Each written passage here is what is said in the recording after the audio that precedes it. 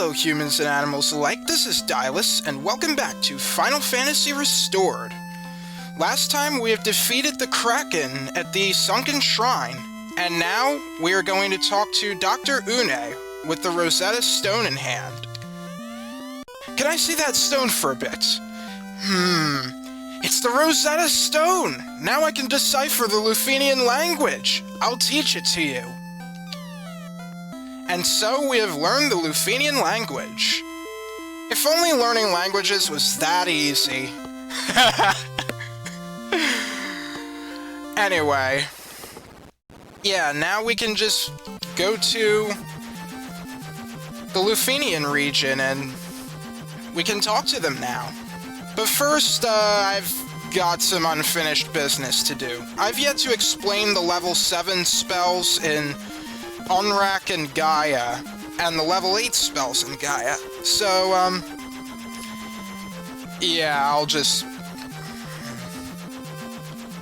you know what, I'll actually just talk about them as I'm going to the, Lufenia region.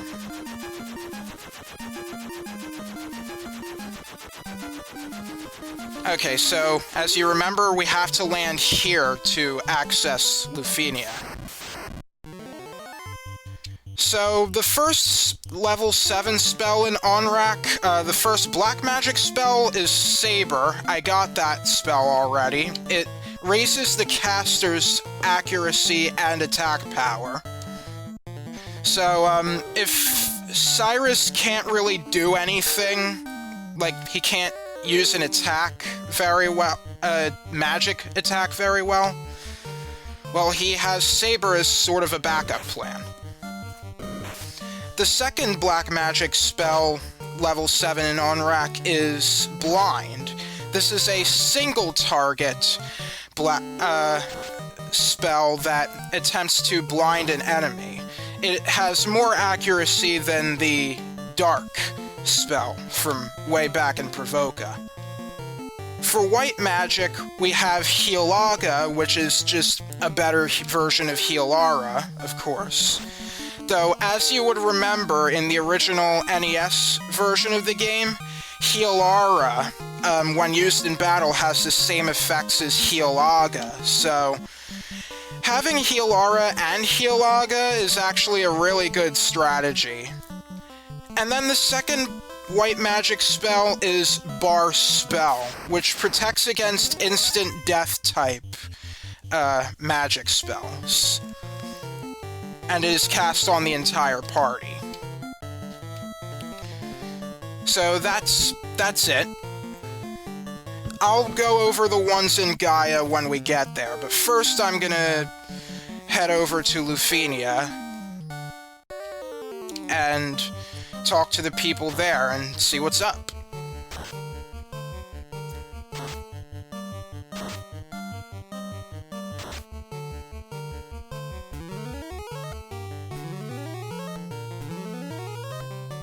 Yeah, I'm still casting Bar Ice.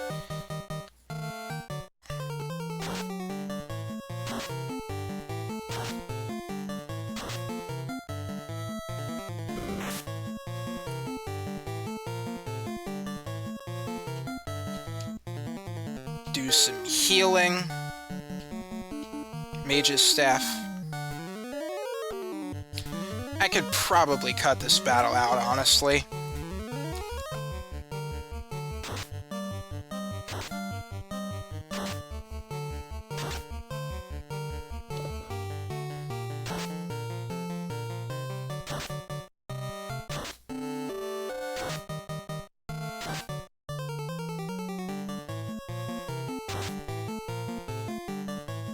There we go.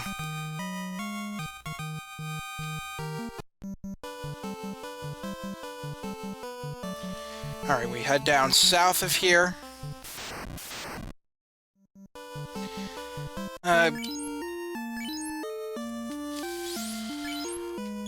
Actually, let's just use Cure on Cyrus. A few of them.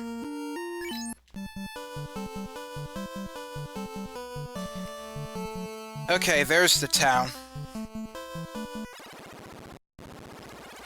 So now, with Dr. Unne's teachings, we can understand the language of the Lufenian.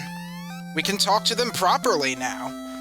We are Lufenians, descendants of the Sky People. Your airship was used by our ancestors. Oh, so the Lufenian ancestors built the airship. The Light Warriors have arrived. The legend is true after all. We have a legend that goes, 400 years from now, the Light Warriors will arrive and save us all. And, I suppose this is the time. By the way, I don't think the restored version made any script changes, but, oh, there's more people to talk to. 400 years ago, we had a civilization in the sky on the edge of space. Today, it's a distant memory. In space? Huh. This world was formed through earth, fire, wind, and water. We were given the power of wind and built a floating castle near space with it.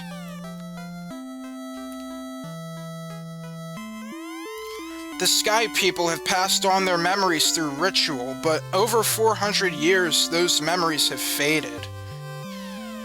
Yeah, and I'm sure some words can kind of get mustered up and stuff. You know, different meanings across multiple generations. The flying fortress flies among the stars. I think we've gathered that already. I wonder if the robots our ancestors built still work. And you built the robots! Huh. The Lufenians certainly seem to be a very intelligent race. The Mirage Tower leads to the flying fortress in the sky, where our ancestors once lived. Alright, if you could excuse me. As our last hope, we sent out 5 warriors. They're still alive out there somewhere. Sadly, they were cursed, and became bats. Huh. 5 warriors that became bats. We suspect that someone is controlling the 4 fiends. We sent out 5 warriors to find the culprit, but they never returned. We fought Tiamat, but we failed to defeat that monster. It's still in the flying fortress. The power of the Sky People was taken by Tiamat. Use this chime to enter the Mirage Tower. And we got ourselves a chime. The Mirage Tower is our symbol.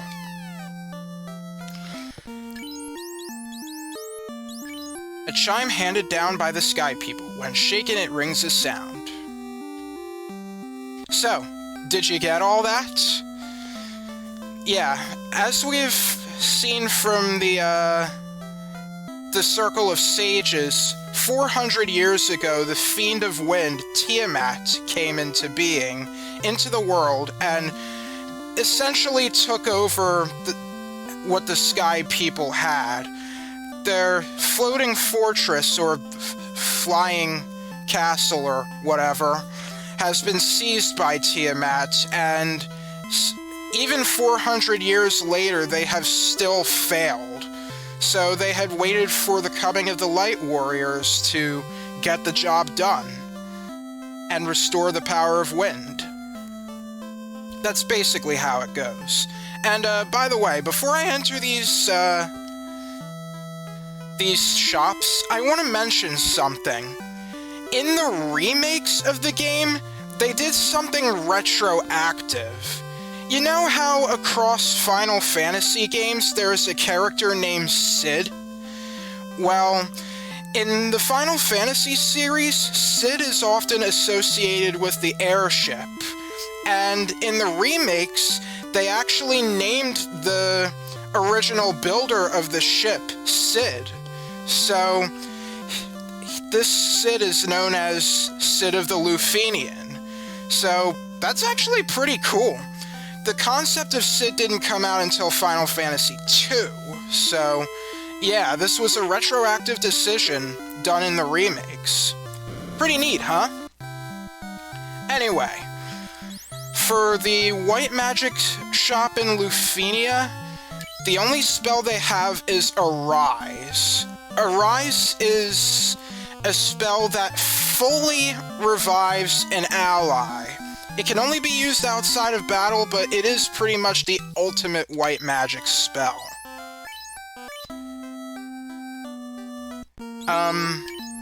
Unfortunately, I do not have the experience to use it. And, truthfully, I think I would like to make it so I can learn level 8 spells before I go into the Mirage Tower. I mean, you don't need to, but I would like to, is the thing. And then in the black magic shop, we have the ultimate black magic spell, Flare, which deals, I think it's between, hang on, 20, 40, 60, 80. It deals between 160 and 400 non-elemental damage. So, no matter what weaknesses or resistances an enemy has, they'll always take damage between that amount, those amounts. It's a very powerful spell. Alright, so I will be getting those spells later, but for right now, let us head on over to Gaia and see what magic spells those have, and I'll explain them there. Okay, now for the level 7 black magic spells in Gaia.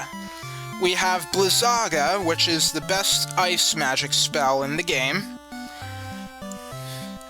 Yeah, better than Blizzara.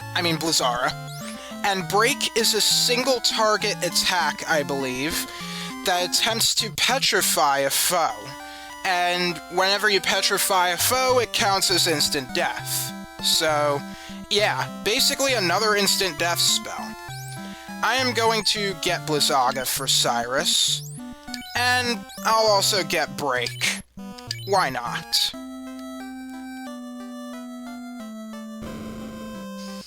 For the level 7 white magic spells, we have Curaja, which fully heals a single party member, and Diaja, which is even better than Diaga. Yeah, for white magic spells, I'm kind of in a rut, honestly. I would like Curaja, but, the problem is, I probably would be fine just using a bunch of potions. I probably would prefer Diaja, Healaga, and Bar Spell. But, I'll think about that later.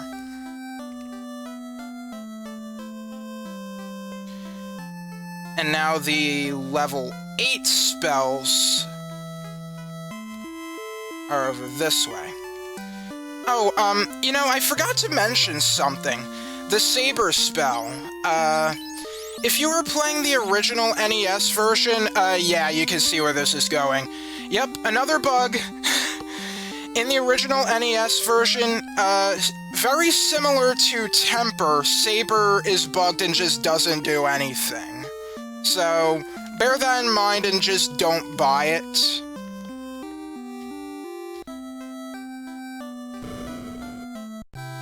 Okay, for the level 8 white magic spells, we have Holy, which is the only offensive white magic spell, which deals a lot of non-elemental damage. Holy isn't an element yet. This spell attempts to erase enemies' defenses. I think this has to do with stuff like bar fire and stuff like that. But if you were playing the original NES version, this spell is bugged and doesn't do anything. But if I'm correct about this, then it's not like it really matters, because another bug in the original NES version is that when enemies cast protective spells on themselves, when they use it on a group, they don't actually work on the caster, I don't think. I think it works for other enemies, but, Yeah, I probably wouldn't bother with Dispel all the same. And Bar All is a single target spell that makes a barrier that protects against all magic. Yeah. So far, Holy and Arise are definitely the ones you want to get for level 8, and, I think the other ones, I guess it would probably be Dispel or Bar All. I would probably pick Bar All, honestly, but I don't think I even need any of those. And now for Black Magic. Now, Stop and Banish are very special spells. These actually have an element called, I don't think they're given a specific element name, but according to FF Hackster, they use the Dark element. Sometimes, I think there are some who call this the Time element. But anyway, Stop and Banish are, I'll call them Time Elemental spells. And these spells, enemies don't have any resistance against time magic.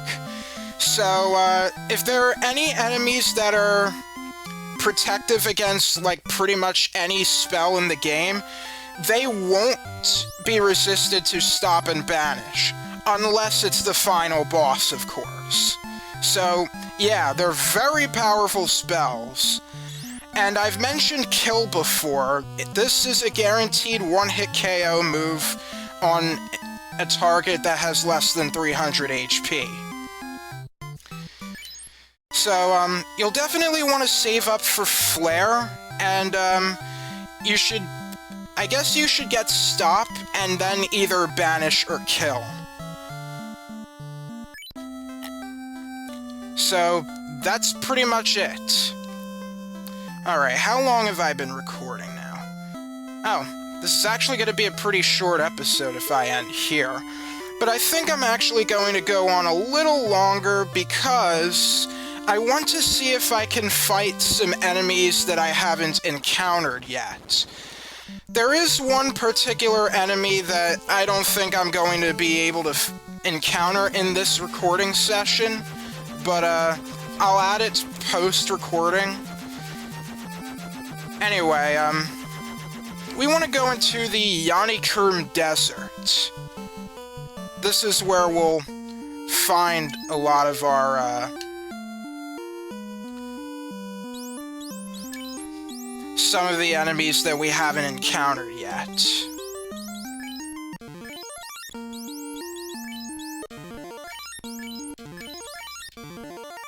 Yeah, let's go with that, I guess. Alright, so I guess I'll just meet you when I encounter the enemies that I haven't discovered yet. Okay, these aren't the new enemies I was talking about, but, I found 2 sandworms? That's really bad. Although I do have Protect Rings, I'm not sure if I want to experiment with them. Anyway, I had looked at my notes, and turns out there's only one enemy that I have missed so far, but unfortunately it is the rarest encounter thus far. So, yeah. I wonder if Vendaga will do good.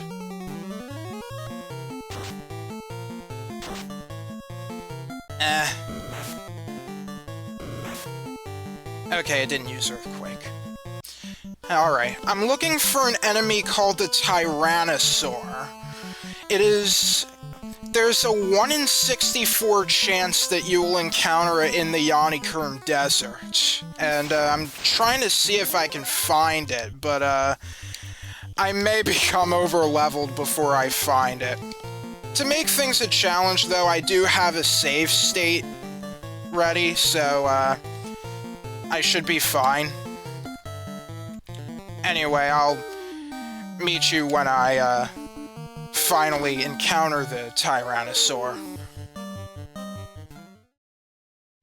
Aha! Finally found it! The Tyrannosaurus. And we got to strike first, too. Anyway, the Tyrannosaurus is the most powerful enemy yet. It has ridiculous strength. So, yeah, be careful. That's all I can really say.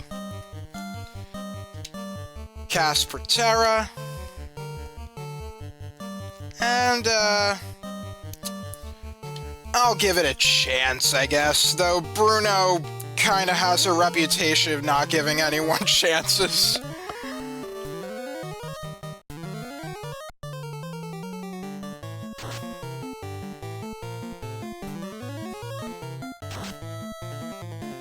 Oh. We killed it. Well, there we go. When you defeat it, 1,800 experience points and 600 gil. Just so you know, the Yanikurm Desert is a very good place to grind for experience. There are enemy formations that give you experience in the thousands, so it's a really good spot. After some battling, I managed to get to level 25, and now me and Cyrus are able to cast level 8 magic spells. So, yeah, I'll be deciding which spells I'm going to get for myself, and I might get a level 8 spell or two. So, with all that, I think it's time to end the episode here. Next time on Final Fantasy Restored, we are going to go into the Mirage Tower and be on our way to the Flying Fortress, where we shall hope to fight and defeat Tiamat, the Fiend of the Wind. So, with all that said, thank you for watching. This is Dylus, signing off.